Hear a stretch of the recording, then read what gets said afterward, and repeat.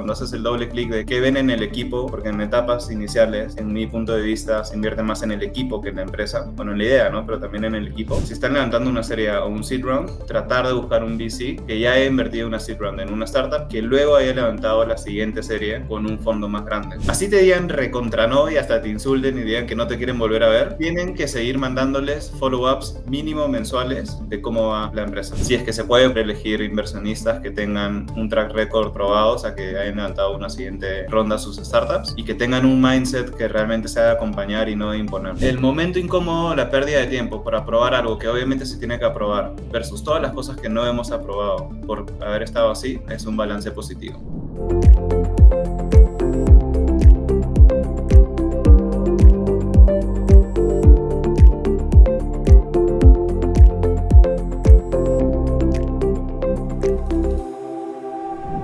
En este episodio tengo el gusto de conversar con Rodolfo Dañino, cofundador de Creana, una de las startups más representativas del ecosistema peruano y una de las edtechs que más ha crecido en América Latina. Rodolfo comparte la historia detrás de cómo Creana pasó de ser una plataforma de cursos online a convertirse en una solución integral para el desarrollo del talento empresarial, acompañando su crecimiento con una visión centrada en las personas y aprendizaje continuo.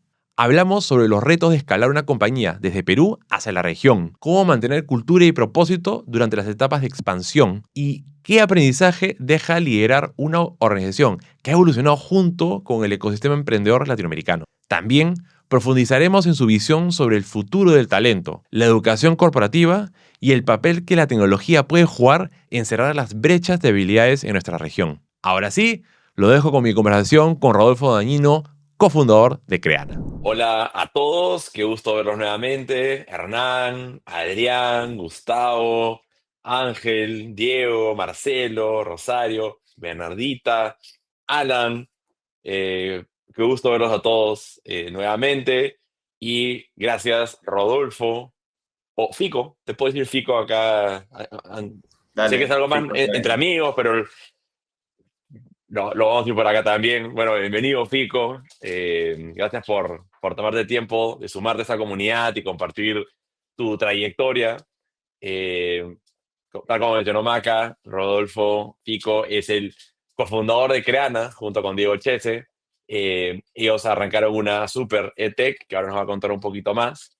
Eh, y he tenido el gusto de conocer a Rodolfo desde las épocas donde estaba manejando o trabajando en Guaira, Perú, viendo cómo fue creciendo la compañía, tanto en equipo como también en revenue, en cómo presentaban hacia los inversionistas sus reportes.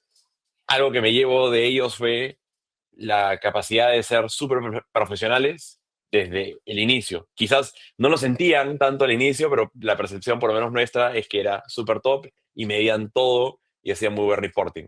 Entonces, para arrancar un poquito, cuéntanos primero qué es Creana, quizás para los que aún no los conocen, cuál fue esa evolución, pero principalmente, si puedes, cuéntanos de esa etapa donde ustedes eran jóvenes, estaban arrancando su primera compañía. ¿Qué fue hacer eso? Adelante, bienvenido, Rodolfo. Vale, gracias por la invitación, Jaime. Y sí, responder qué es Creana es difícil. Es por momentos. O sea, hoy somos un software para empresas en LATAM para que puedan centralizar la gestión de su personal. Pero eso es hoy. O sea, desde el inicio hemos hecho muchas cosas, hemos pivoteado bastante. Si me voy a los inicios, no, o sea, y cuando nos conocimos también esa época de Guaira, que fue en 2015, 2014, 15 más o menos. Sí. Sí, Bueno, más o ahí la menos. verdad Yo entré en que empezamos. 2017, pero ustedes ingresaron en el 2014 o 15 al portafolio. Ajá, nos aprovechamos de Wire y esas Office, les sacamos el provecho. Bueno, cuando empezamos y empezamos Creana, esto fue, como dices, ¿no? En 2015, y empezamos con la visión de ser un EdTech, básicamente ser una plataforma que venda cursos online, y teníamos dos modelos, vender cursos o vender membresías anuales para que una persona pueda acceder a todos los cursos. Y ese modelo, la verdad es que fue muy interesante, fue la catapulta de Creana que nos hizo conocidos, y ese modelo, de hecho, duró desde el 2015 al finales de 2020, fueron 5 años de mucha locura ahí, y básicamente nuestro modelo de negocio era grabar cursos que pensábamos que se podían vender por internet, que tenían alguna relación a poder enseñar a cómo generar más ingresos. Esa era como la definición. Y grabamos muchísimos cursos en ese momento. Y llegamos, de hecho, con ese modelo a tener 8 millones de clientes en todo LATAM, principalmente México, Colombia, Perú. Todo Spanish LATAM realmente. Eh, Hasta que llegó la pandemia, nos catapultó muchísimo más porque obviamente un producto de educación online en pandemia eh, es algo que nos cae como un anillo en el dedo. Y bueno, empezamos así en ese momento, ¿no? Entonces, esas fueron las primeras etapas de Creana. De hecho, ese modelo fue el que nos ayudó a levantar nuestras primeras rondas, la Seed Round, la Serie A, una ascensión de la Serie A. Pero bueno, ya si vemos el hoy, hemos cambiado bastante. Sin duda han cambiado bastante, incluso hasta de nombre, ¿no? Ustedes al inicio no se llamaban Creana. ¿Cómo se llamaban? Nos llamábamos Flickn, Flikn. Y de hecho ese fue el primer aprendizaje que tuvimos, que fue cómo poner un nombre que sea fácil de recordar. Pero bueno, cuando uno está empezando y no hay mucha noción, es empezar y tirarte al agua nomás. Totalmente. Bueno, un poco el tema central de la conversación del día de hoy es closing the round, ¿no? O sea, cómo llevar la ronda hasta ese sí final. Y tú has tenido la oportunidad de participar en múltiples rondas, desde la ronda Ángel, incluso de inversionistas ángeles en UK, locales, a después levantar fondos latinoamericanos y globales. Entonces, quizás arranquemos con esas primeras rondas, ¿no? O sea, ¿cómo fue tu experiencia levantando una ronda Ángel y cómo gestionaste ese proceso para llegar y cerrarla? Vale, va.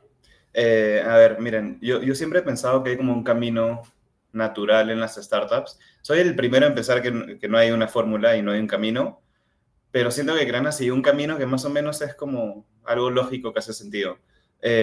Cuando empezamos nosotros, empezamos con incubadoras, aceleradoras y fondos de gobiernos, que hoy es muy conocido, espero que lo conozcan acá varios, que en nuestro caso fue Guaira, que era una incubadora aceleradora, luego ganamos Startup Perú, que era un grant, y luego aplicamos a una aceleradora global, tipo algo como YC hoy, pero en nuestro caso está 500 Startups en 2016, y también está Emerge Education, que era es una aceleradora enfocada en educación en EdTechs, que estaba basada en Londres. Entonces, ese camino inicial, la verdad es que no, o sea, lo único que hicimos, por ponerlo así en simple, fue aplicar a todos los grants y concursos que podían existir en el inicio, ¿vale? Y terminamos llegando a un punto en donde un año después de haber lanzado ya estábamos en una aceleradora global en Londres. Nos fuimos para allá unos 6 meses más o menos. Eh, y ahí ya pudimos conseguir el cash inicial para poder darle algo de forma a las ideas locas que teníamos. Lo Ahí, positivo de Rodolfo, estas... perdón que te Sí. interrumpa ahí, o sea, me interesa saber qué fue lo que vieron esos inversionistas, 500, la aceleradora en Londres, o sea, qué fue lo que vieron ellos de ustedes, siendo, digamos, una startup latinoamericana, que quizás en ese momento no era de las cosas principales que estaban mirando. Vale, vale. O sea, en una etapa inicial en donde es difícil poder mostrarle un gráfico de revenue o data tan profunda, por obvias razones, yo creo que lo que más se fijaron, uno fue el equipo.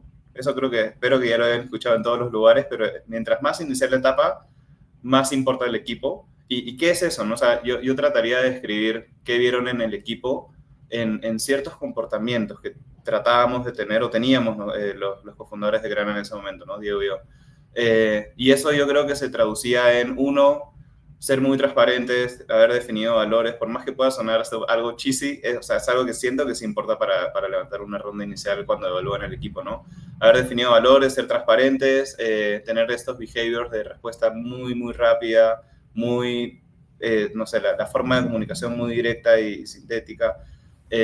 Y justo ahí es algo que mencionaste, ¿no? La forma en cómo nosotros veníamos traqueando la data y buscábamos compartirla, creo que aparte a ver, uno, aparte de traquear las cosas para tener la data y poder compartirla, creo que también es algo que influyó. La compartíamos con un diseño bonito. No es que era un cuadro de pintura, pero sí nos importaba la estética de cómo estaban los one-pagers o los decks que compartíamos de data.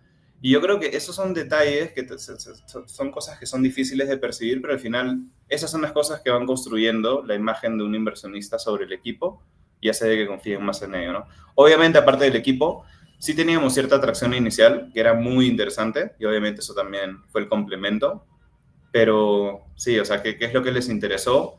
El modelo, la visión, la convicción, la forma en cómo presentábamos y hacíamos las cosas, y yo creo que eso fue un combo que o sea, hizo que nos terminen, uno, invitando a que pitchemos en Londres e ir allá, y segundo, allá convencer a la gente, ¿no?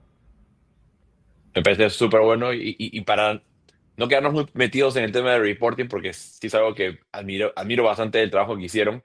No solamente hacían este reporting de métricas, resultados hacia afuera, hacia los inversionistas o potenciales inversionistas, sino que también lo hacían muy hacia el interior de la compañía. Tenían la suerte de poder ir a sus oficinas y ver las pantallas. Ahí cuéntanos un poquito qué es lo que mostraban, por qué se les ocurrió hacerlo y cuáles fueron los resultados que obtuvieron por hacerlo. Vale, sí. Al final, para llegar a eso, o sea, para poder mostrar data bonita, consistente, interesante a un externo, tiene que existir a la interna, ¿no? Y básicamente usábamos, a ver, cuando estábamos en Guaira teníamos, sí, teníamos una pantalla en una esquina, en una columna, en donde teníamos un tool que creo que ya no existe, se llamaba GeckoBoard. Es más, lo voy a buscar a ver si sigue existiendo. Creo que ya no. Pero bueno, era como un Metabase o un tool gratuito de seguimiento de métricas. Y eso lo integramos con nuestra plataforma y básicamente mostrábamos, o sea, hay algo que creo que es lo principal, que es la cadencia, en cómo se muestra esto, ¿no? Nosotros siempre pensábamos en modo trimestre, mes, semana y día. Y teníamos esas cuatro vistas o formas para las métricas principales, ¿no? Entonces todos los días teníamos targets de venta, targets de visitas, targets de recursos subidos por semana, por mes. Y sí, o sea, en cuanto a métricas teníamos tal vez lo básico, pero ya cuando también presentábamos a los inversionistas, sí la profesionalizábamos un poco más entrando al análisis de impacto, ¿no? Que es algo difícil de medir en el día a día, pero al final creo que lo importante fue, o sea, la regla cultural dentro de Creana de siempre estar viendo data, de todas las semanas tener un weekly en donde iba todo Creana para ver data, cómo nos fue, saber que medíamos, que todos tengan métricas que se asocien a las métricas que eran las finales. Y sí, o sea, el tema cultural fue algo muy importante que creo que fue lo que terminó habilitándonos a que cuando teníamos que presentar ya había parte del trabajo hecho, ¿no? En esa etapa temprana, ¿qué tanto crees que influye el buen trabajo de reporting, de presentar la data, versus qué tan bueno ha sido el resultado de la compañía? ¿No? Porque como tú decías, en etapas tempranas es un poquito difícil venderse exclusivamente por la atracción, pesa mucho el equipo, pero digamos que influye o no influye es demostrar ese nivel de profesionalismo desde bien temprano. De hecho que sí, y es algo que yo te diría que influye más, que está el mismo resultado, ¿no?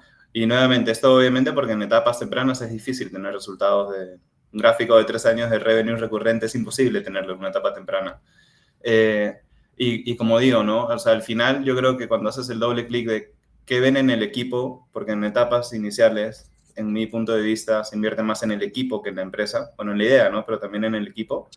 Eh, Esa es la forma de entender el equipo, ¿no? Entender cómo hacen las cosas, cómo piensan, cómo ven el futuro, si vas a levantar un seed round, es a ver qué data tienes o qué data vas a medir, si me puedes compartir un go-to-market plan y cómo lo haces y cómo lo presentas. Creo que ese tipo de detalles terminan construyendo a la visión que tienes en el equipo y son estos comportamientos y forma de ser que creo que terminan convenciendo más que un gráfico de revenue en una etapa inicial.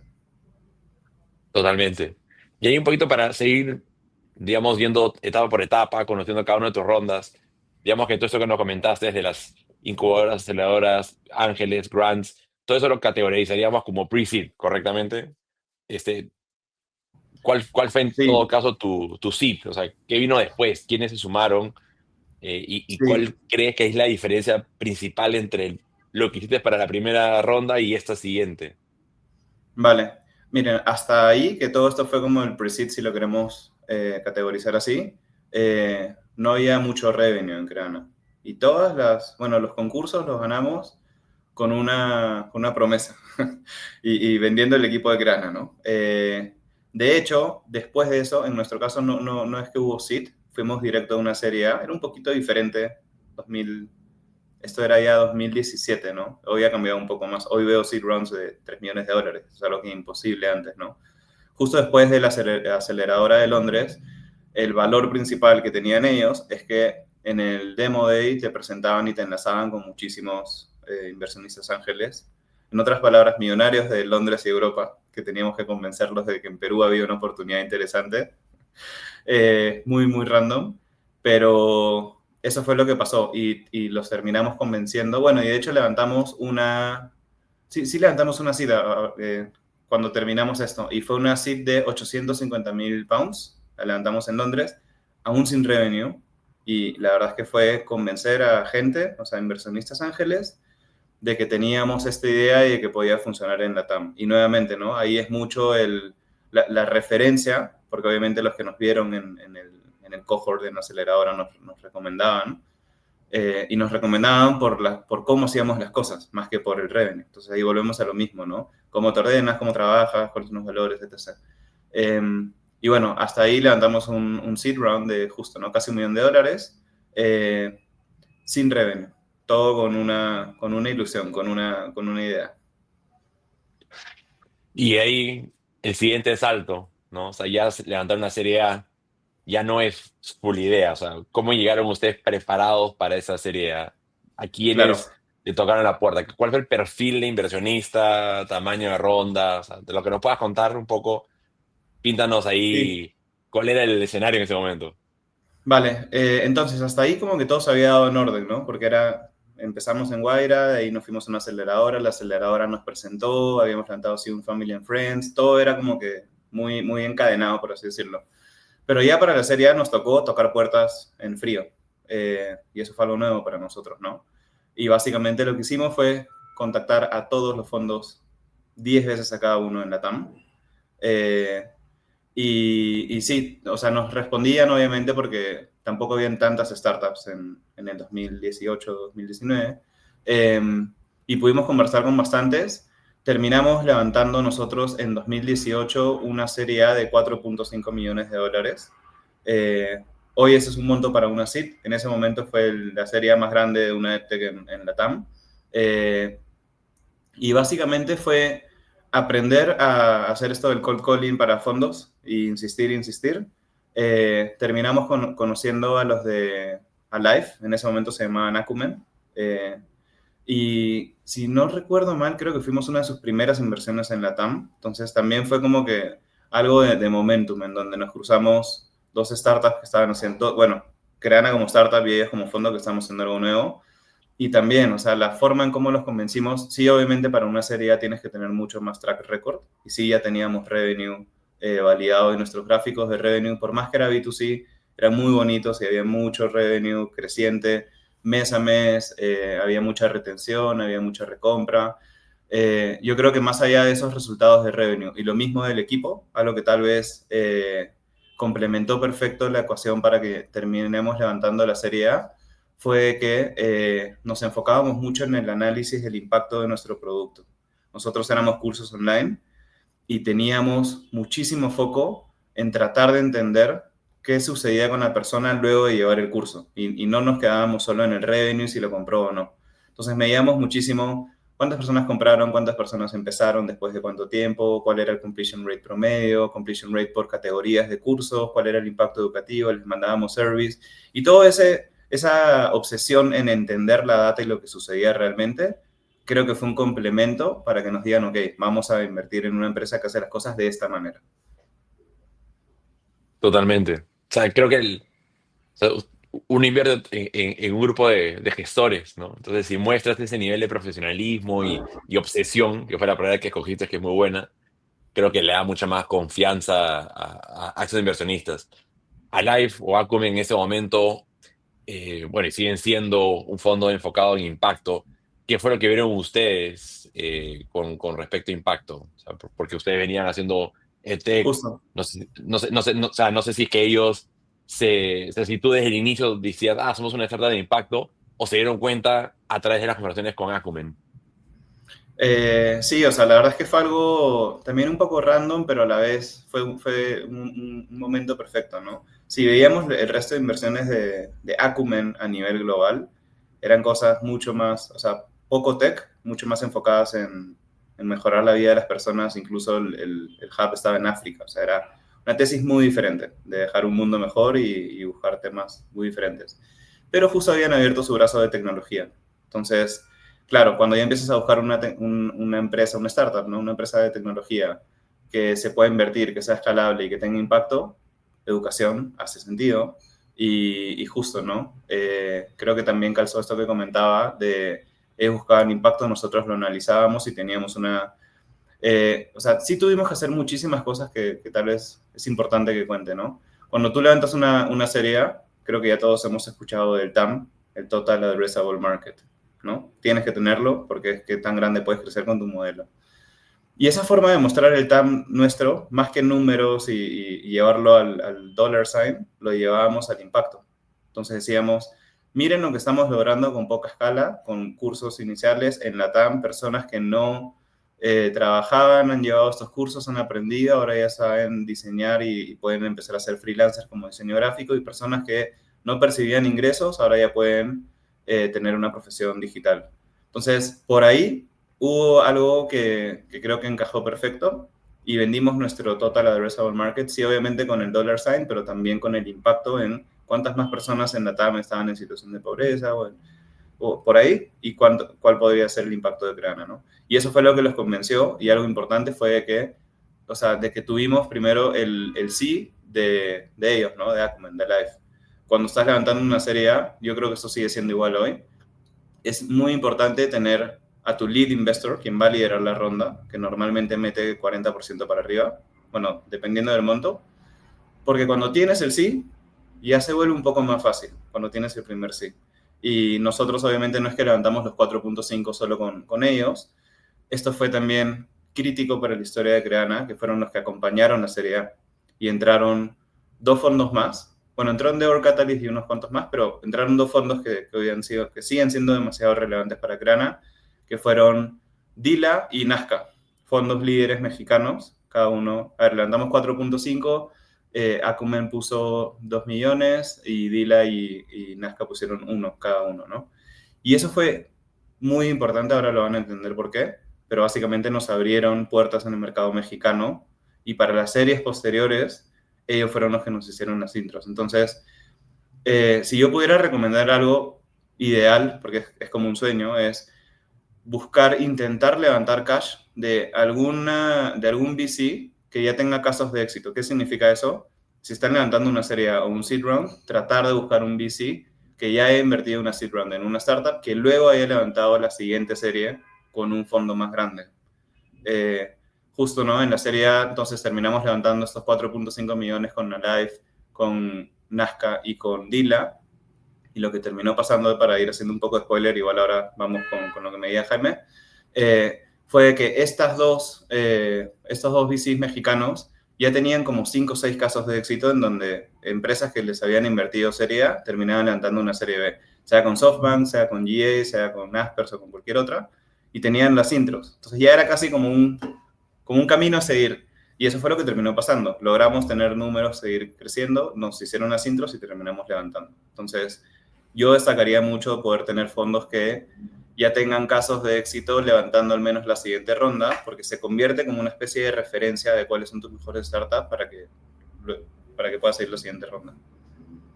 Totalmente. Valioso aprendizaje ahí. Eso está muy bueno. Ahí como para también sentar el contexto en esa época y ver si es que esto es algo que se mantiene hoy. Endeavor, mencionaste Endeavor Catalyst, porque ese es el fondo que invierte en rondas donde son de emprendedores que han sido seleccionados por Endeavor, ¿no? Y luego el tema de dos inversionistas que son de base mexicana. Entonces, lo primero es, o sea, ¿qué papel crees que ha jugado tener un reconocimiento como Endeavor?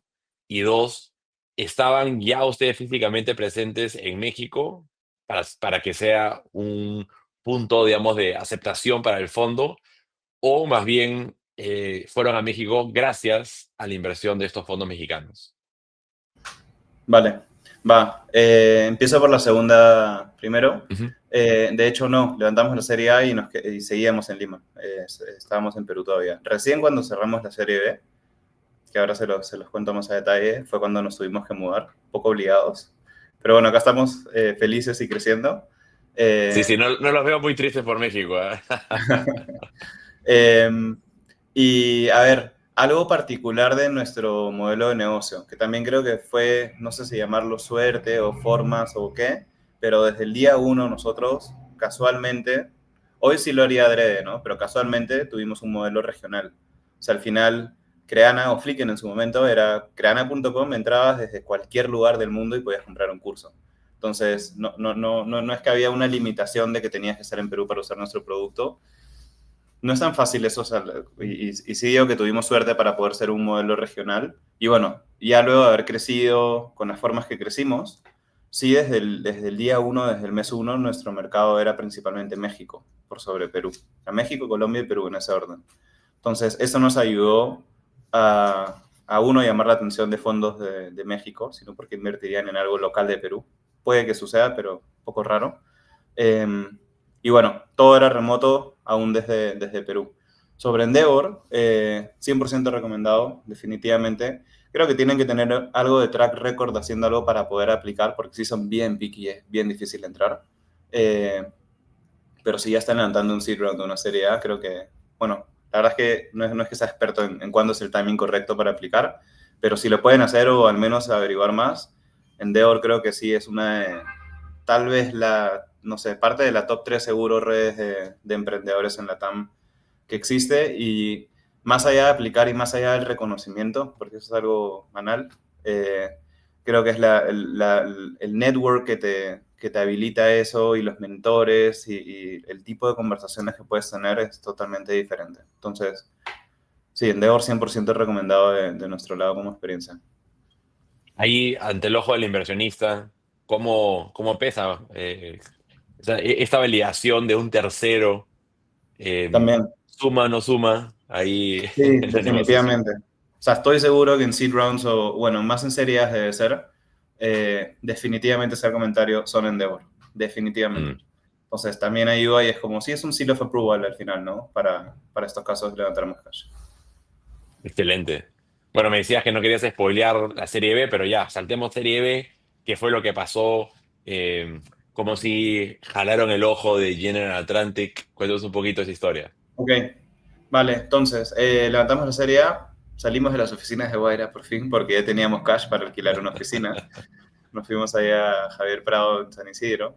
Eh, y crecimos mucho el equipo y fueron, o sea, o sea, pasar de tener poco cash en el banco, de la nada tener 4 o 5 millones de dólares, es algo que también se tiene que aprender y hacer bien, ¿no? Pero bueno, crecimos el equipo, felizmente los resultados nos seguían acompañando. Básicamente nuestro negocio era como una fábrica, o sea, saquemos más cursos, fabriquemos más cursos lo más rápido que podamos, obviamente con pautas de calidad audiovisual, de calidad educativa, con profes que sean reconocidos, para que jalen más, Es más, y vender hasta eso. armaron su propio estudio, montaron su propio estudio en sus oficinas para tener la calidad y todo. Sí, tuvimos un hub interno. Algo que fuimos muy creyentes siempre fue hacer las cosas in-house. Hoy creo que hay más terceros especializados y podría funcionar, pero todo lo que era tech lo hacíamos in-house. Yo creo que eso es parte del ADN o sea, en una startup tienes que tener tech in-house, esa es mi opinión. Puede ser un poco old school o terca, pero creo que tech tiene que ser in-house. Voy Y a hacer bueno, ahí un pequeño paréntesis porque sé que no siempre fue tech in-house. ¿Cuál fue tu historia o tu lección ahí tercerizando sí, tecnología en un momento? o sea, al inicio, ¿no? Cuando recién empezamos esto y teníamos menos de $10,000 para poner a marchar Flickr en su momento, mandamos a hacer la plataforma a una agencia que conseguimos, no sé cómo, no sé por dónde, por una página web rara, conseguimos una agencia en India. Y me acuerdo que hablábamos el costo por hora y veíamos, el costo por hora en India es creo que $6 por decir cualquier cosa, en Suecia es tanto, en Estados Unidos es tanto, y dijimos, ok, vamos con India por el costo por hora. Muy, muy random, bueno, cosas que suceden cuando vas empezando. Y era Hoy, terrible, o sea, era terrible. ho- hoy día harías vibe coding probablemente. Claro, claro. Hoy, uff, sí, definitivamente, sí. Founder, o sea, yo al final sigo pensando, el escenario ideal es cuando tienes un founder técnico, Ujú. definitivamente, por el nivel de engagement, de involvement. Pero si es que no lo hubiera, yo creo que el camino de vibe coding desde un founder un poco más operativo, es un camino válido, ¿no? Pero sí, para empezar hicimos la página con una agencia en India y fue terrible. Teníamos que tener calls a las 2, 3 de la mañana que no se entendía, diciéndole, este verde ponlo de este otro color y el botón bájalo. No, terrible. Pero bueno, eran las formas que existían en ese momento y las pasamos. Y sufrimos y aprendimos que, claro, tener a alguien en la oficina para agarrarlo del hombro y decirle cómo hacer las cosas es mucho más fácil. Totalmente. Entonces ya ahí hicieron todo in-house y cómo hicieron esta transición hacia la serie B.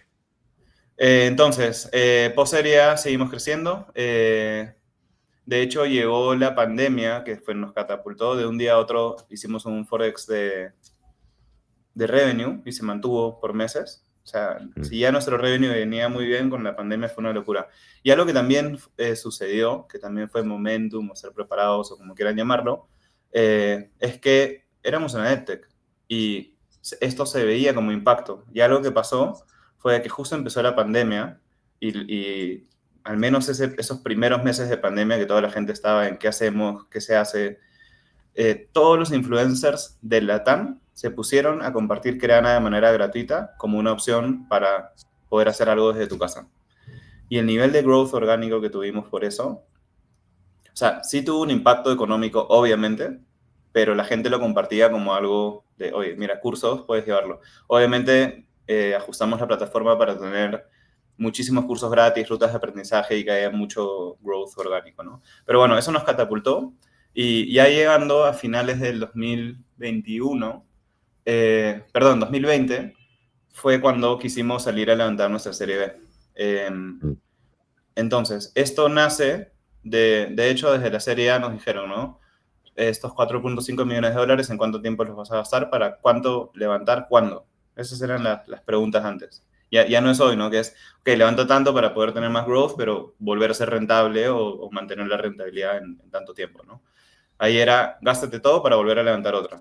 Y desde ahí, y realmente nos ayudaron mucho más, al menos a nivel perfilar nuestra siguiente ronda de inversión, los VCs mexicanos que invirtieron en nosotros, porque ellos ya tenían el camino, ¿no? Ellos ya habían invertido en, no sé, GA había invertido en Kavak, en Justo, que ya habían hecho el mismo camino, ¿no? Habían acompañado en la serie de esas startups para luego hacer la intro a GA o SoftBank y que inviertan y lideren la serie B. Entonces, ellos nos llevaron por ahí. Teníamos unos números y unos gráficos mejores imposibles en cuanto a revenue, pero nos dimos con una sorpresa y que fue muy raro. Con unos números increíbles justo post pandemia, intentamos levantar la serie B y nos dijeron que no. Hablamos con los 12, 15 fondos más grandes, Tier 1, que lideraban series B en Latam, tampoco eran tantos. Todos nos dijeron que no. Y el feedback principal era, tienen unos números increíbles, tienen un negocio increíble, pero ticket promedio bajo, nuestro ticket promedio eran $30, mercado Latam y B2C, o sea, sin recurrencia de revenue, eso no es un billion dollar company o es algo muy volátil. Y nos dijeron, ese fue el resumen, ¿no? Entre todos los nos que tuvimos, nos sorprendió bastante porque nosotros veníamos en la nube de, hoy estamos en el mejor momento de la vida, pero nos llevamos el feedback y, por ejemplo, GA, que fueron los que terminaron invirtiendo, nos dieron 4 feedbacks. Uno era, ¿no? Ticket promedio bajo, solo B2C, falta de foco en México y una cosita más que no me acuerdo. Y lo que hicimos fue, ok, nos llevamos eso, nos obsesionamos con esos 4 puntos y por 6 meses trabajamos en levantar esas métricas. Y ahí es cuando empieza la nueva etapa de Creana, en donde ya no era tanto B2C EdTech, sino empezamos a venderle nuestro producto a empresas. Entonces, en lugar de venderle una ruta de aprendizaje o un paquete de cursos a un usuario para que nos pague $50 por eso, empezamos a cerrar contratos, nos ayudó el momento también por la pandemia, donde le vendíamos a un Bancolombia, a un Televisa, no sé, $30,000 anuales para que toda su gente que estaba remoto pueda entrar y entrenarse y seguir mejorando como profesionales, ¿no? Entonces, en esos 6 meses empezó la segunda fase de Creana, que era un B2B EdTech, ya no B2C.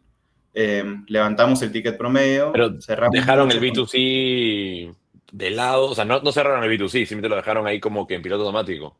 ¿O sí lo cerraron? o sea, ahí lo seguíamos trabajando. O sea, sí teníamos el equipo partido en dos, por así decirlo. Difícil partirlo en dos, porque había muchas cosas similares, pero sí diría que estaba partido en dos, entre comillas. Y mientras seguíamos B2C escalándolo, porque al final eso era lo que nos daba el cash mensual y el growth, logramos hacer eso. Y volvimos a los 6 meses y me acuerdo, por ahí debo tener el deck, si lo busco bien, pero era un deck para el segundo intento de la serie B, en donde el primer slide era al lado izquierdo los 5 puntos de feedback que nos habían dado, una flechita y un check y un comentario. Y los 5 puntos tenían los checks en donde ya éramos B2B, ya había revenue recurrente, ya habíamos subido el precio, ya estábamos en México y algo más por ahí. Y ahí le dijiste, ya, ok, ¿cuál es tu excusa ahora? Sí, o sea, el call que tuvimos con Jay, yo me lo acuerdo perfecto. O sea, fue un call que tuvimos, les dijimos, oigan, hay que volver a hablar para darles un update. Algo muy importante que espero que ya lo estén haciendo, si es que no lo hacen, es cuando te dicen un no, así te digan recontra no y hasta te insulten y digan que no te quieren volver a ver, tienen que seguir mandándoles follow-ups mínimo mensuales de cómo va la empresa. Eso es algo que nos ha funcionado históricamente a nosotros y habla y valida los behaviors que tienen los founders, ¿no? Entonces, todos los no's que nos dijeron, nosotros siempre todos los end of month les mandábamos un correo en copia oculta con update de Creana mensual. Y ahí lo iban viendo. Así no quieran que sepan cómo vamos, para que algún día digan, ok, a cuarta vez que me llega este correo, voy a ver qué hay en este deck. Lo vean y vean de que hay algo que va tomando forma, ¿no? Entonces, ese follow-up a los no's, espero que lo estén haciendo, si no es una de las reglas básicas para levantar cash. Esa está muy buena. De hecho, los inversionistas les gusta ver, ¿no?, evolución y no una radiografía de un instante nada más. Sí, hasta que te bloqueen. Si no, seguir enviando. Oye, Bueno, y solamente para hacer ahí, antes de cerrar esta parte, ¿qué fue con los inversionistas anteriores, los que ya habían invertido? Ellos compartían esta misma, o sea, por ejemplo, específicamente a Life Acumen, el decirles, oye, nos estamos volviendo más B2B, cuando ellos, digamos, la idea era el impacto de B2C. ¿Cómo lo vieron? ¿O estuvieron totalmente de acuerdo con el cambio? no es que fue tan fácil. Habían algunos que sí la tenían clara de que en B2B, por obvias razones, y sobre todo, ¿no? Cuando viene un fondo Tier 1 a nivel global y te dice, si tienes revenue recurrente en empresas, es más fácil predecir el revenue y poder crecer de manera más estable y segura que en B2C con volatilidad. Obviamente es un feedback que simplemente es como, sí, ok, seguro esa es la forma de construir algo gigante, ¿no? Pero más allá de esa validación que ya venía por fondos gigantescos y que obviamente tienen razón, sí, a la interna tuvimos que, fácil con uno, como que venderle muy bien e insistir la idea de que sí, o sea, poder, o sea, progresivamente desenfocarnos en el negocio que hemos hecho tan bien y nos ha hecho crecer para hacer algo nuevo, es algo que cuesta, ¿no? Entonces, sí tuvimos que tener varias conversaciones. Los boards, que son un momento trimestral con los inversionistas actuales, eran como que cada vez estaban más in hasta que ya obviamente todos terminaron estando in, ¿no? Entonces, terminamos levantando una serie B. GA la lideró y varios hicieron follow-ons. Fue $70 millones en el 2021. También la ronda más grande de una EdTech en ese momento. Pero cuando invirtieron, bueno, hasta el día de hoy un poco, no cada vez menos, pero cuando invirtieron, todas las noticias externas eran como que invierten en EdTech una ronda millonaria, pero su inversión fue para que nosotros crezcamos el business de B2B. Entonces, básicamente era, o sea, si lo pensamos de manera muy fría, ellos estaban invirtiendo en un nuevo negocio. Si veíamos nuestro revenue en ese momento, les voy a decir por decir cualquier número, imagínense que teníamos $10 millones de venta anual, no sé, pues 9 venían de B2C y apenas 1 o menos de B2B. Y ellos invirtieron para que crezcamos una línea de revenue que estaba en sus primeros pasos. Y ahí nuevamente, hasta en una serie B, obviamente juega el track record de que si ya habíamos podido construir algo y crecerlo, seguro íbamos a poder hacerlo en la línea de B2B.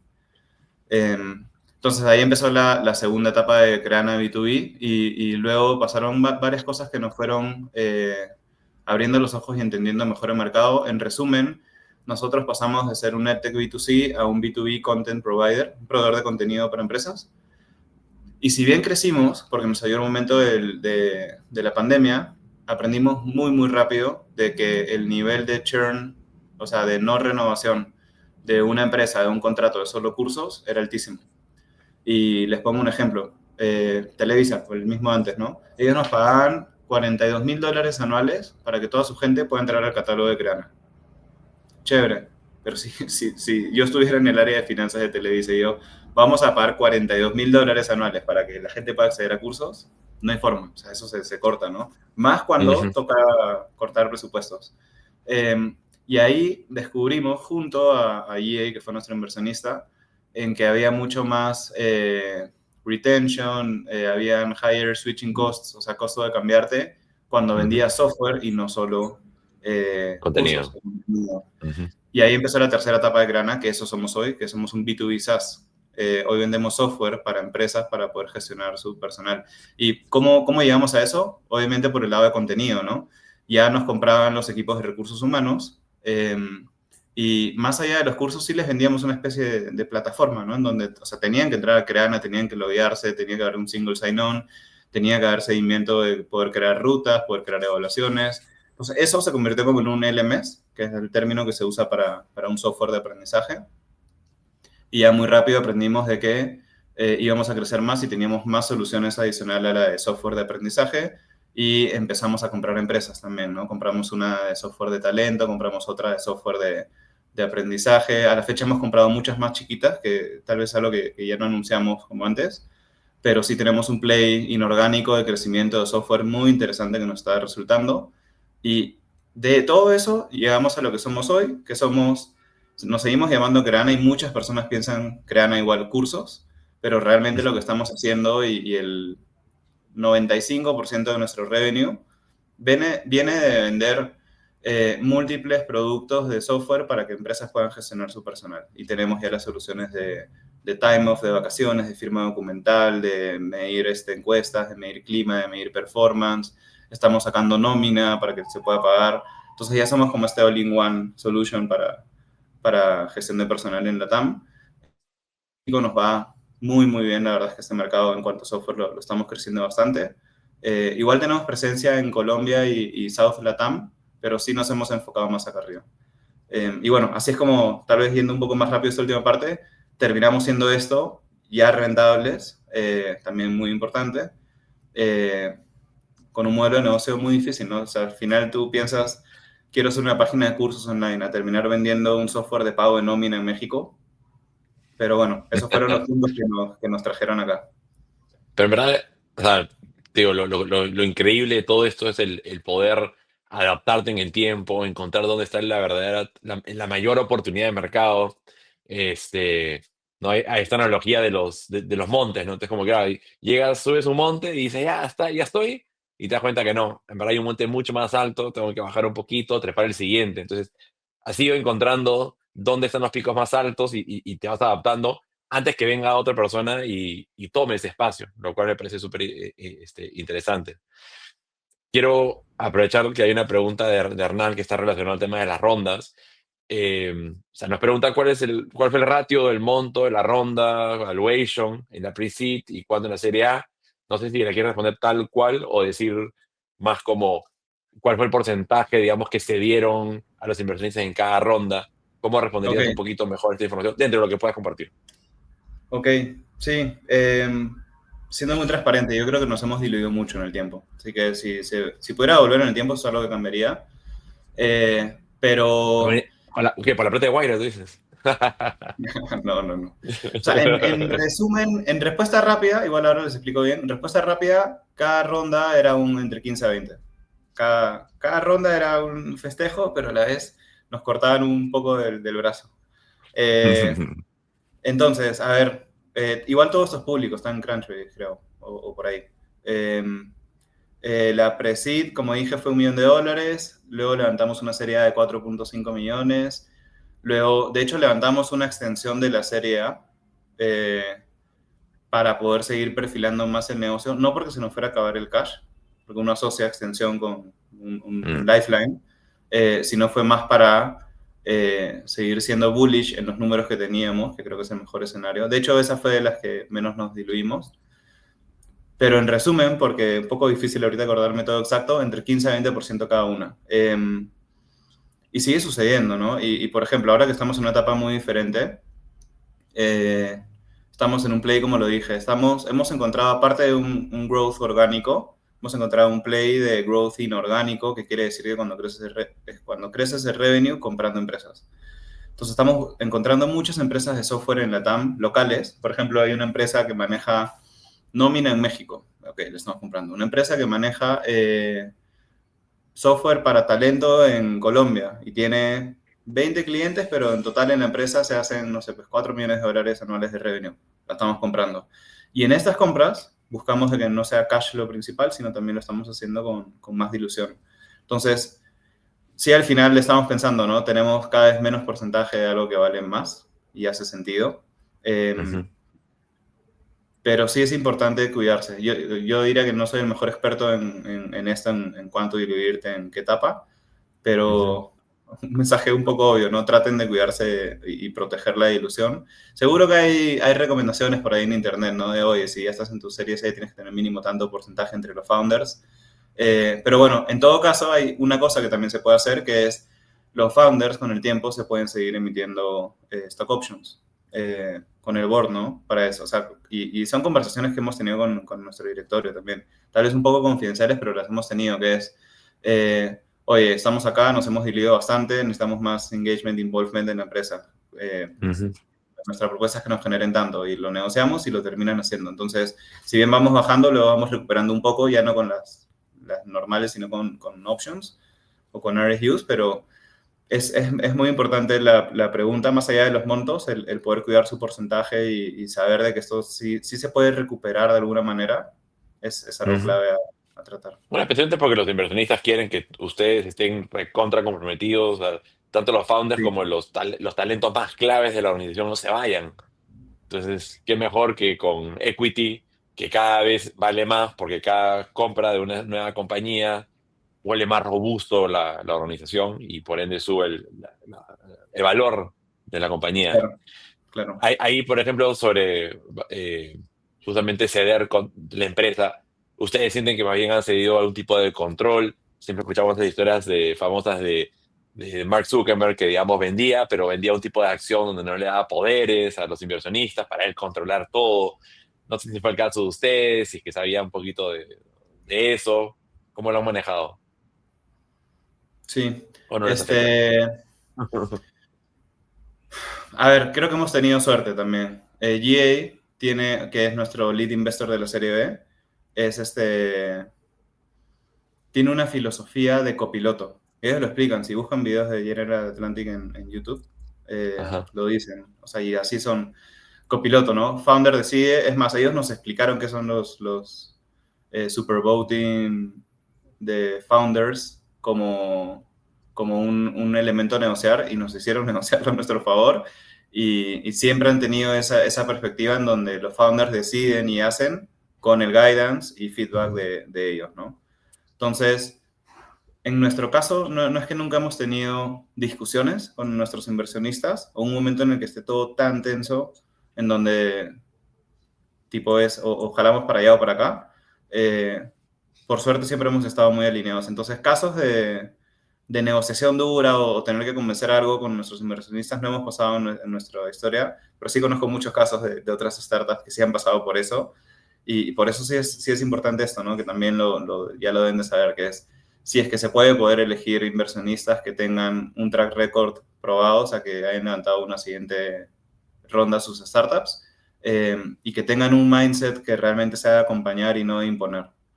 Eh, Mm. pero sí, a eso felizmente no es que hayamos pasado por momentos así tensos. Y ahí entrando al campo de más confidencialidad aún, entre lo que os puedas compartir, eh, han habido situaciones donde han habido inversionistas que ustedes no los han aceptado por las condiciones, no sé, a un trato preferente, a una condición preferente que haya querido tener. ¿Has tomado un momento en una condición preferente que tú digas, pucha, esto fue demasiado? Sí, o sea, tal vez no decir que no, pero usar, o sea, cuando quisimos lanzar nuestra serie B, cuando volvimos 6 meses después ya con estos números, tuvimos el sí de 3 Tier 1s a nivel global para liderar la serie B. Entonces nos aprovechamos de eso y dijimos, oye, mira, tú me estás dando esto, pero acá tengo dos otros, y se los mostrábamos. Entonces, todo era confidencial, pero igual se los mostrábamos. Bueno, es táctica de Igual FOMO. entre ellos van a hablar y sí, sí. Sí, sí, seguro, seguro. Y les Sí. decíamos, oye, mira, ayúdame a negociar esto, esto, y fuimos nosotros bien agresivos en negociar las condiciones de liquidity y demás, porque teníamos los goals y pudimos hacer algo bueno. Sí, sí hemos conocido inversionistas que nada que ver, obviamente, Mm. más que nada inversionistas ángeles y algún fondo en etapas iniciales, pero ahí la verdad es que más que seguir les cortábamos la conversa desde el inicio, ¿no? Eh, y más es para pensar, o sea, es más, yo, si me imaginara el que hubiéramos tenido no de todos los otros, si tuviéramos que volver con esos fondos, creo que preferiría bootstrapear o hacer otra cosa por estar obligado a levantar cash, tener que levantar cash de alguien que no quieres.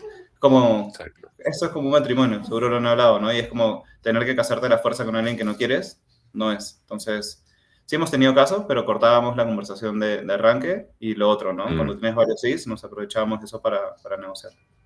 totalmente. Ahí para cerrar ya el tema de la ronda, nos hemos enfocado bastante ahí, porque de hecho es parte del tema de la sesión de esta semana, pero quiero tocar la pregunta de Gustavo Fernández, es sobre cómo definieron el monto a levantar en cada ronda, que a veces puede sonar más como arte que ciencia, pero ¿cómo lo manejaron ustedes? Puede ser que hayan mejorado la forma en cómo lo calculaban en el tiempo, pero ¿cómo lo hicieron? Es un arte, y es más benchmark de industria. O sea, a ver, cuando levantamos nuestra serie B, fue en el 2021. Si ustedes ven un gráfico de capital alocado en la TAM por año, 2021 fue el pico, fue la locura. Cash era gratis.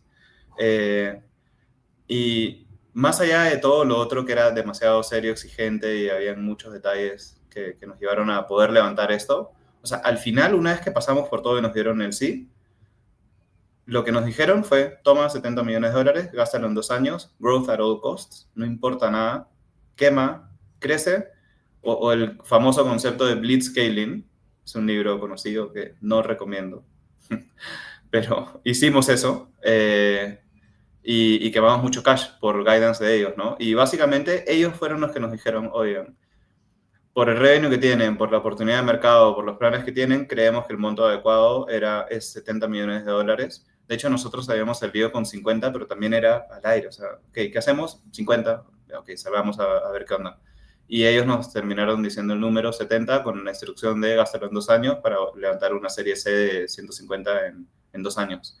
Cuando el mundo era así, luego el mundo cambió. Estuvo la recesión de Estados Unidos en el 21, en el 22 la no oficial, y se empezó a hablar en startups de EBITDA, de profitability, de otras métricas que nunca se tocaron. Es más, creo que al levantar nuestra serie B no hablamos de EBITDA ni de profitability. Imagínense lo diferente que era el mundo.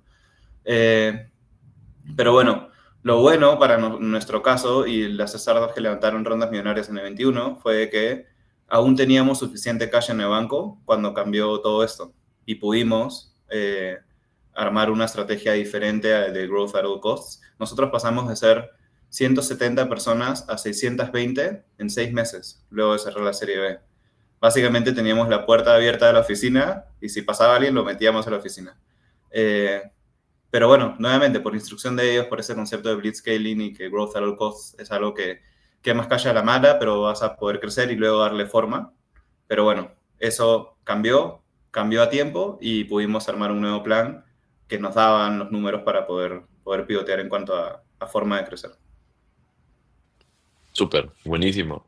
Ahí, aprovechando que hay unas cuantas preguntas más relacionadas a temas de la ronda y son bastante relevantes, hemos en una sesión o en varias sesiones pasadas conversado sobre el tema de lead investors y también el tema de FOMO, ¿no? Y cómo lo manejamos.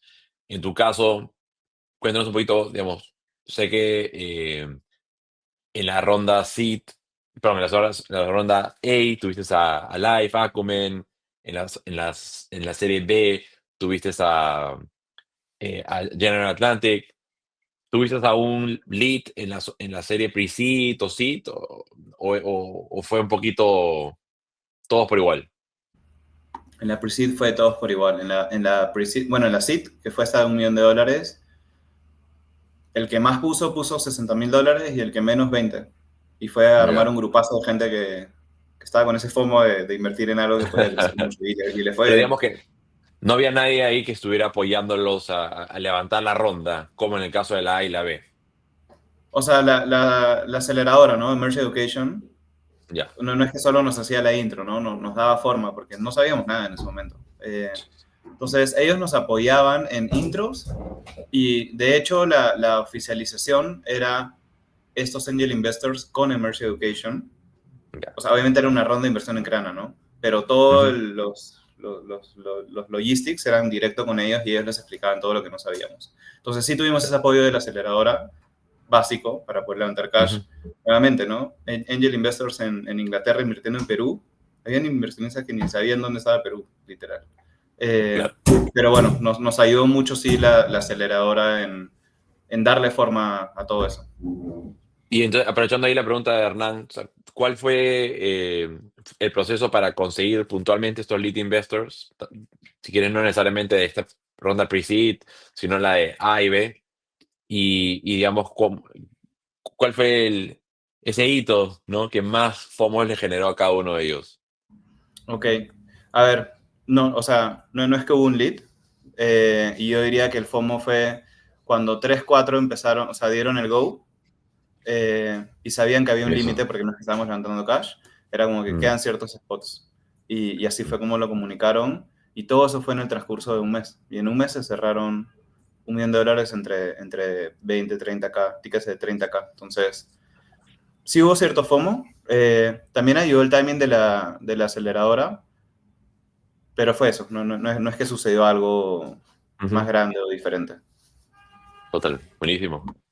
Y ahora, Camila Gatica, ella más bien nos pregunta, en base a tu trayectoria, y diría que tomando el conocimiento que tienes hoy y las circunstancias actuales de la región, si tuviera que, ahora que va a levantar su primera ronda, ¿qué consejo puntual le podrías dar?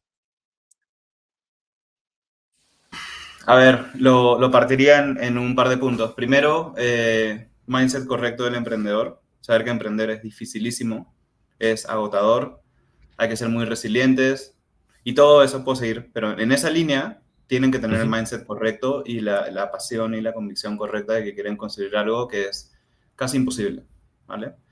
Porque es difícil y tienen que tener mucha resiliencia en el tiempo. Si eso está check, o sea, si realmente se quieren meter a nadar en el océano, eh, lo segundo, como recomendaciones, ya te diría que es más lo técnico, ¿no? Que es lo que venimos hablando.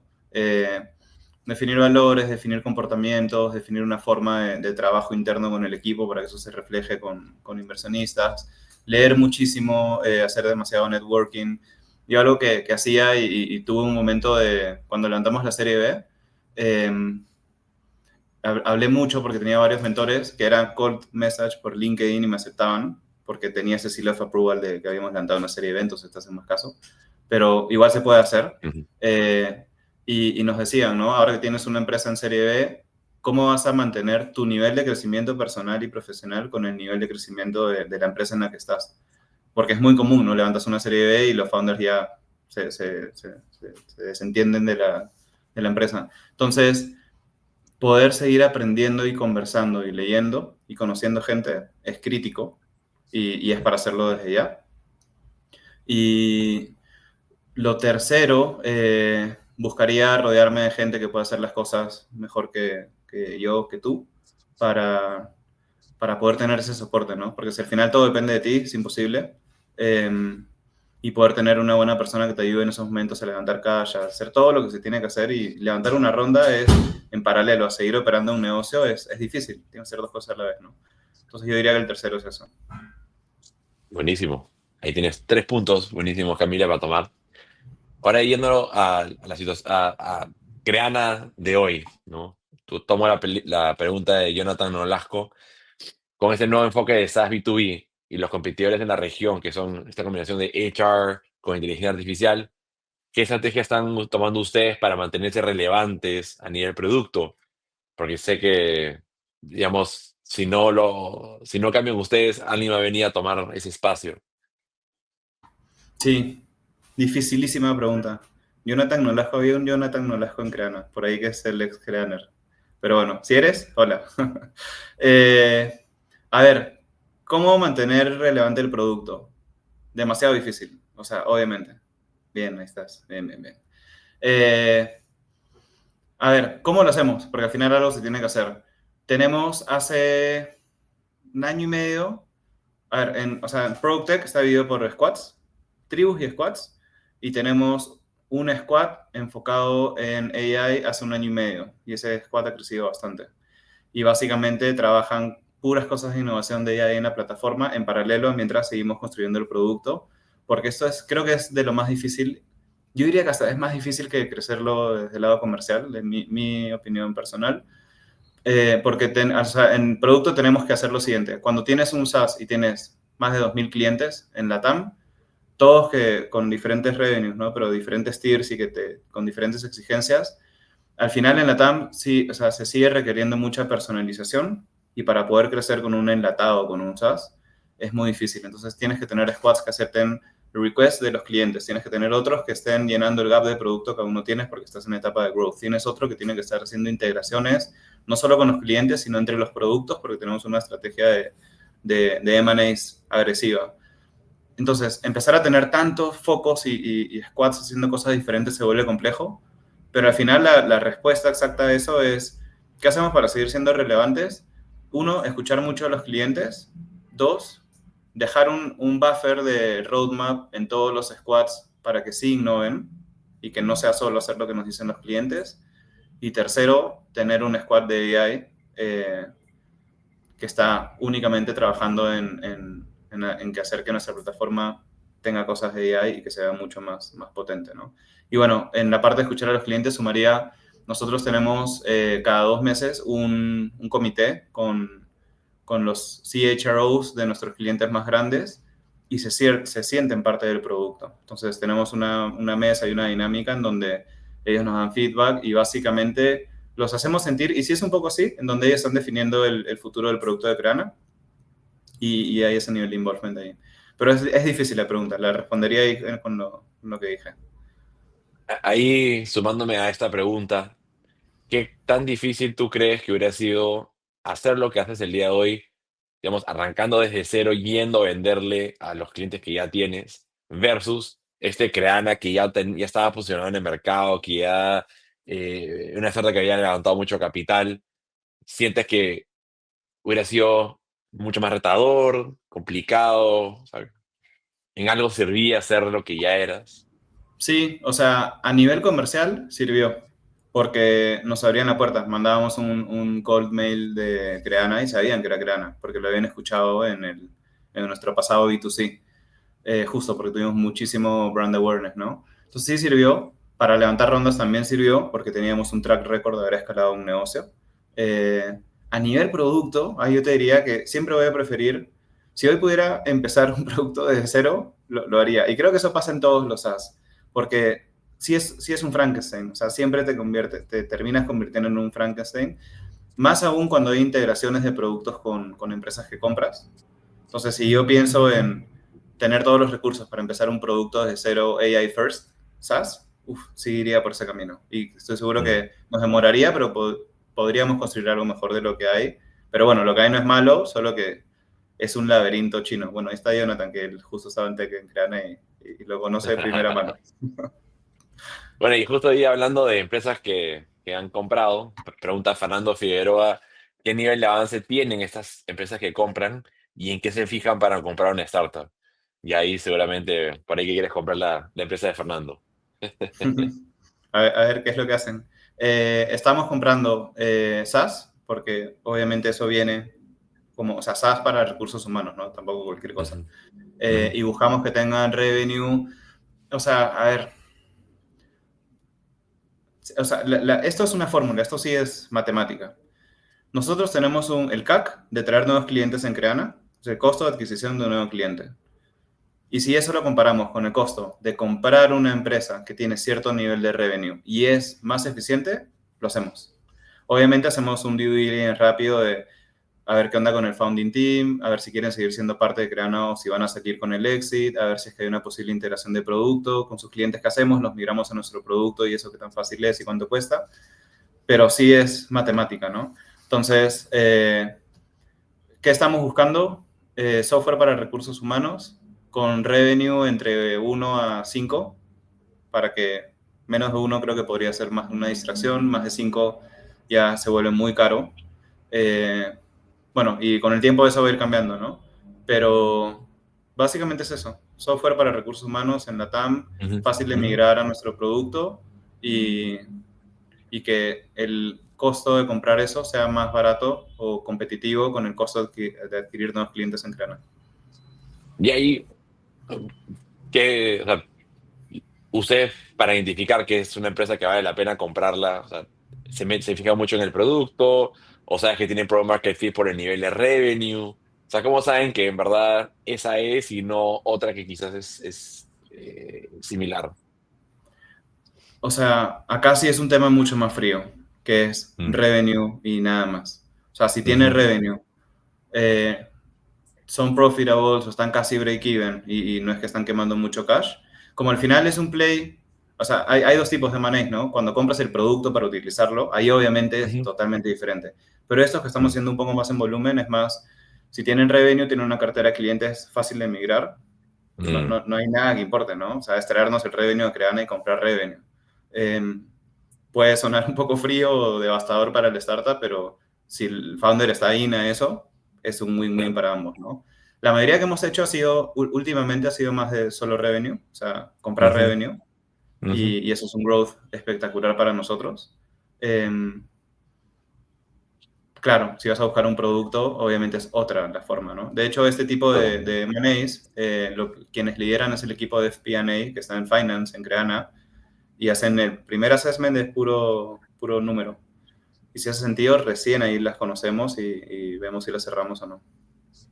Buenísimo. A mí me hace total sentido el crecer a través de esta forma, si es que están en este plan, ¿no? Y tienen el volumen o el mecanismo para hacerlo. Vamos con la última pregunta que tengo acá en el chat, es de Bernardita.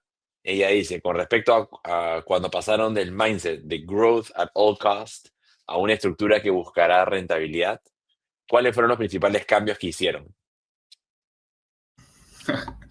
Muchos. Primero, a ver, y nos costó tiempo, por más que sabíamos que hacerlo. O sea, lo primero, y pasaron muchas layoffs, ¿no? Obviamente, ¿no? O sea, cuando te toca recortar el gasto, porque si no te quedas sin... O sea, miren, a ver, la instrucción de EA fue... ¿cuál era el término que usaban? Fully Founded Round. Que convirtamos la serie B en un Fully Founded Round. ¿Qué significa eso? Que no tengamos necesidad de levantar más cash nunca. Porque si tuviéramos que hacerlo, era probablemente que no hubiéramos podido levantar. Al menos ese era el mindset más conservador y pesimista, y eso fue el Fully Funded Round. Todas las semanas nos intensiaban con eso, ya los tenía con el Fully Funded Round. Pero bueno, se cambió el mindset, y ¿qué tuvimos que hacer? Obviamente, ¿no? Ir al Excel y ver cuánto era todos los egresos de Creana versus ingresos, hacer forecasts de crecimiento muchos más conservadores, pero realmente conservadores, muy conservadores, y cortar los gastos para que podamos darle vuelta a la vida de Creana, ¿no? Porque quemando cash tienes un runway. Hicimos eso, obviamente partes tu cabeza en dos: payroll expense, non-payroll expense, payroll expense, layoffs, lo más que puedas. Nosotros pensábamos que fuimos agresivos cuando lo hicimos, pero como les conté, ¿no? Pasamos de 170 a 600 y pico, y hoy Creana somos 190. Y creemos que es el tamaño correcto y es un tamaño muy óptimo para el nivel de revenue que tenemos. Entonces, nuestro layoff más grande fue 150 personas al inicio, pensando que eso era suficiente, pero no, y terminamos siendo como 4 rondas de layoffs. Hoy felizmente no necesitamos hacer eso porque estamos ya rentables. Y bueno, lo otro es non-payroll, ¿no? Pagábamos tonterías que nadie, o sea, nos faltaban procesos de aprobación de costos, donde si un equipo decía, oye, quiero usar este tool, simplemente pasaban la tarjeta y se hacía. Más allá de esa división, creo que nació una cultura obsesiva con traquear cada dólar que sale de Creana. Pero es, o sea, y qué bueno que nuestro equipo de finanzas y la persona que lo lidera es así, pero es excesivo. O sea, les pongo un ejemplo. Hoy tenemos un nivel de revenue, bueno, tal vez eso sí es confidencial, pero no sé, si queremos activar un freelancer de $200, que tú lo comparas con el nivel de empresa que somos, cualquiera piensa como que ya, actívalo y que solucione, ¿no? No, finanzas te hacen hacer un business case por un freelancer de $200. Y creo que ese mindset de realmente traquear y preguntar 3 veces si es de vida o muerte un egreso o no, es lo que nos realmente shapeó a hacer. Entonces, a tu Pero ¿cómo, respuesta, ¿cómo balanceas ese extremo de ser súper estricto versus vamos a ir más lento o vamos a dejar de hacer cosas? Porque después ya nadie va a querer como que quizás empujar. puede balancearse. Hoy es mega estricto en Creana. Así es como son las cosas. A mí mismo me molesta, siendo founder, es como que, puta madre, oye, esto debería de ir más rápido. O sea, ¿por qué me está haciendo un problema por $1,000 de algo que es obviamente que se necesita? Caramba, yo Pero tengo que hoy dejar en tenemos, primera. justo, justo. Pero yo creo que es el mindset correcto. O sea, tener un nivel de exigencia muy friccionada, muy molestosa de finanzas, donde te cuestionen todo 5 veces. Eso lo que hace, o sea, si al final, tipo, trato de evaluar esto, ¿no? Es el momento incómodo, la pérdida de tiempo para aprobar algo que obviamente se tiene que aprobar, versus todas las cosas que no hemos aprobado por haber estado así, es un balance positivo. Entonces, tal vez es algo de momento, tal vez es algo que en un año tiene que volver a cambiar en Creana, pero hoy es así desde el 2022 y tenemos 3 años en donde preguntamos 5 o 6 veces que nos argumenten la cosa, tratamos de patearlo para ver si deja de insistir es porque realmente era algo que no era necesario y es muy friccionado por habilitar cualquier dólar extra que tengamos y siempre está revisando en nuestro caso, casi todos los meses tenemos un check de non-payroll expense para ver todos los tools que pagamos y ver eso y estar revisándolo. Entonces, a tu pregunta, Bernardita, más allá de que cambiaron, no sé, el mindset o que hicimos ciertas cosas, creo que se creó una nueva cultura en Creana en donde todo dólar importa y somos extremadamente exigentes con eso. Está bueno, porque no todo quedó en palabra, que a veces es lo que pasa a veces en el mundo corporativo. Las cosas van mal y es como que sí, porque vamos a hacer esto, vamos a hacer el otro, somos mentalidad tal, y después regresa la inercia, el status quo y todo se mantiene igual. Acá ustedes tomaron decisión y el hecho de que el founder esté sujeto a al mismo criterio que el resto de los empleados de la organización dice bastante. Un Y, ejemplo un ejemplo adicional de esto es, para que vean el nivel de detalle, es, nosotros, los devs en Creana usan Cursor, ¿vale? Que cuesta, al menos el plan que tenemos creo que cuesta $20 por mes por dev. Y traqueamos el usage. Todos los meses tenemos una array de tools usage y los que no lo han usado por un mes, se los desactivamos. ¿Para qué? Para ahorrarnos $20 y para tener la cultura de si no lo usas, no, es algo que no se paga. Y eso hacemos con un gasto de $20 en un nivel de empresa que tenemos. Entonces, creo que a nivel cultural es algo bien interesante que cambió. totalmente. Estás cuidando los centavitos, los montos más grandes se cuidarán solos. Está muy bueno, Eso. está muy bueno.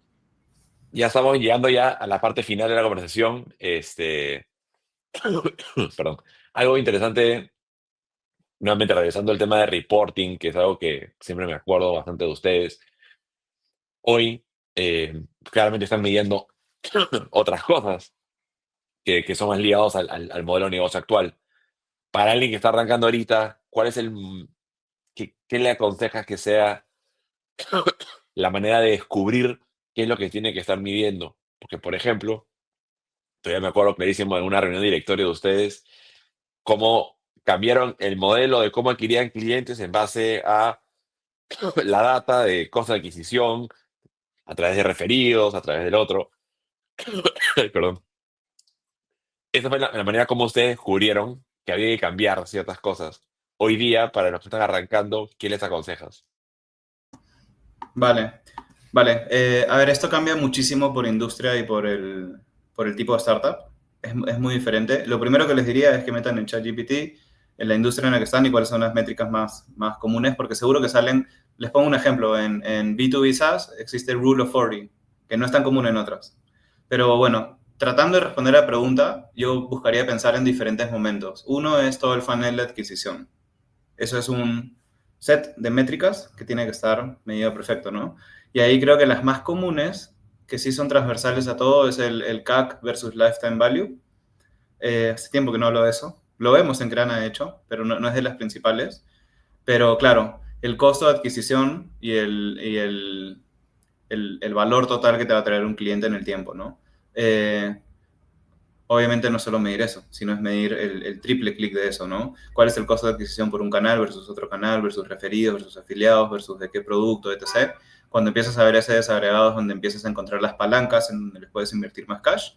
Lifetime value, también partirlo por tipos de clientes, porque siempre hay forma de agrupar diferentes clientes y ver cuáles son los clientes que más se están trayendo. Y en el grupo de funnel de adquisición, tal vez no es una, bueno, sí es una métrica, pero buscaría pensar mucho, en nuestro caso es el Net Revenue Retention, el NRR, esa es la métrica número uno en Grana, que quiere decir, no sé, si hoy tenemos un grupo de clientes que anual nos traen 10 millones de dólares, ¿cuánto nos van a traer el siguiente año? Ese mismo grupo, sin contar nuevos clientes, ¿no? Y eso habla de retention y expansión de tu base de clientes actuales a nivel dólar. Entonces, ese es un primer grupo de métricas que usaría. Luego, si salimos del grupo de métricas de acquisition, de growth, pensaría en uso e impacto. Siempre hay eso también de alguna que otra manera. Nosotros, no sé, les pongo un ejemplo de nuestro caso. Hemos creado una métrica que se llama el Health Score, que mide un promedio de usage, de NPS de nuestros clientes, de CSAT, porque también les pedimos Satisfaction Service, y de activación, porque en nuestro caso nos compran, no sé, pues ya una empresa nos compra 10.000 licencias y tenemos que ver si están usando las 10.000 o no. Pueden crear ustedes su propio Health Score de uso para poder tener una especie de semáforo de qué clientes están con un Health Score sano y cuáles no. Y lo interesante de esto, más allá de poder controlar tu base de clientes actuales cuando tienes revenue recurrente, es de que puedes triggerear estrategias de más growth, ¿no? Nosotros los que tienen Health Score color verde son clientes contentos y vamos a venderles más. Y tenemos equipos de upsell y cross-sell, o sea, de expansión, que están enfocados en esas bases de clientes que todos los meses se actualizan. Los que están en rojo es saber qué hacemos para que no churnen los más grandes que están en rojo. Nivel founder nos involucramos para ir a hablar con ellos y ver cómo les hacemos un plan para que puedan pasar a amarillo o verde. Entonces, en usage y impacto, importante también como que tener otro set de métricas para hacer seguimiento. Luego, obviamente, están todas las financieras que voy a skipear, pero es medio obvio, ¿no? Poder medir tu cash flow, tu runway, etc. Todo lo financiero es un tercer grupo. Y no sé si hay un cuarto grupo. Seguro que hay, pero bueno, esos tres creo que son los principales. O al menos partir sus cabezas Buenísimo. en métricas de growth, métricas de uso y impacto y métricas de finanzas y métricas de algún que otro grupo. Creo que eso los puedo ordenar. O sea, son tres categorías que, indistinto qué empresa, qué rubro estés, creo que Tiene que haber. necesitas y ya, Y, y que ahí buscas ya puntualmente cada una de esas, ¿no? sí, y lo más común que me he encontrado es que pocos miden la de uso e impacto. Pocos. Porque no hay nadie que te esté obligando a medir eso, ¿no? Pero cuando lo Mm, empiezan a hacer, descubren palancas de crecimiento que antes no se veían. Entonces, hacer eso buenísimo, también te lleva al grupo uno de growth. buenísimo. Pico, te doy dos preguntas súper rápidas antes de irnos. La primera es una que nos deja Marcelo en el chat. No quería dejar de pasar de ponerla, pero en resumen es, en base a lo que nos contaste, de que están más esta mentalidad bootstrapera en una empresa más consolidada. ¿Cómo hacen para sostener esto en el tiempo sin desgastar la operación? Esa es la primera.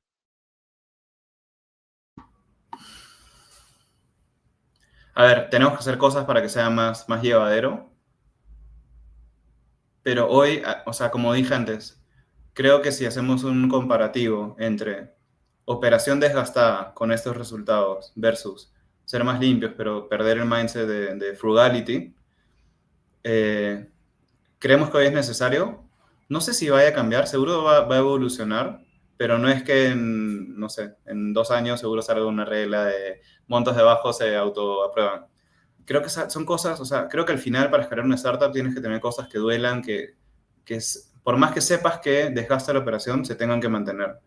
Y eso es algo que he estado pensando mucho el último año. O sea, tenemos varias cosas así que sabemos que bajan el NPS de la gente que está trabajando en Creana, pero es necesario y es así. Entonces, hoy mi respuesta, fácil en un año cambio, pero hoy mi respuesta es, creo que se tiene que mantener y es un sacrificio que hay que tomar para la cultura de la empresa y el bien de la empresa. Buenísimo. Y la última es una pregunta de respuesta corta, pero te dejo ahí para que la pienses. Pero en una palabra, ¿cómo describes tu estilo al cerrar rondas?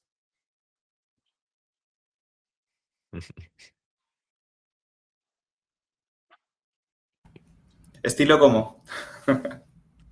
La dejé abierta por algo. Yo te diría hype, ¿no? Porque es hype previo a cerrar, lo tienes que traer, hype luego de cerrar, y es un hype que tienes que transmitir como que hay una oportunidad muy fuerte. Entonces, no sé, en todo momento Está buena. estás buscando hype.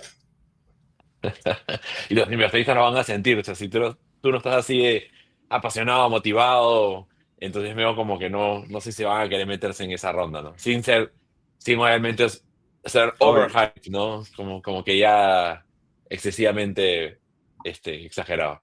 Nada, oye, Fico, mil gracias nuevamente por tu tiempo, por compartir, siempre cuando te digo algo, has sido súper generoso con tu tiempo, entonces quiero nuevamente agradecerlo y aquí al frente de todos los que nos están escuchando. Tienes una gran trayectoria, muchísimo conocimiento que sirve para el ecosistema. Esperamos que acá salgan más compañías que tomen en esto y sean, ¿no?, los próximos Creanas, por decir un término. Eh, y si es que alguien de los que está acá conectado quisiera contactarte de alguna forma, o sea, ¿cuál es la mejor manera de hacerlo? Sí, que me escriban un mail nomás. No sé si puedo escribir en el chat, pero es rodolfo@crana. Sí, sí, Y sí, ahí todo. puedes ponerlo si quieres en el chat, ahí está para todos. Sí, Eh, escriban nomás. Que ahí, cuando pueda, les digo algo. Gracias, Rodolfo. Y muchas gracias a Escríbanme en todos Crana los que... nomás. Ah, sí, porque hay fan. Sucede, Hay fan. con varias personas, no es solo porque era. Con varias Así personas es, nos pasa. no se comen el H, no se comen la H. Y gracias a todos ustedes por conectarse el día de hoy. En verdad, súper contento de tenerlos. Me encantan sus preguntas, la interacción. Ese es el valor de estar conectados en vivo. No sé si Maca tienes una palabra de cierre. Oye, ¿Estás ahí? sí, perdón, ¿Estás ahí? no me veo porque no sé qué le pasa a mi cámara. Llevo varios minutos intentando que se vea, pero me suban las palabras de Jaime. Espero que hayan valorado porque es realmente un honor tener al co-founder de Creana con nosotros. Rodolfo, muchas gracias por la transparencia, por la sencillez y por todos los tips que compartiste con nosotros. Así que nada, eso, esperamos verte en la próxima edición del programa y en las próximas iniciativas también que tengamos con Impacta. Y Dale, si no, quiere súper. viajar a Chile, puede ir Eso, a ¿no quieres venir Impactaland. a Chile para Impactaland? Está muy lejos, Podemos pues, hablar man. por internet. Son como 7 horas. Como muy 8 lejos. horas. Ve, Eh, eso te pasa por mudarte a México y no estar en Perú, pues. Estarías más cerca.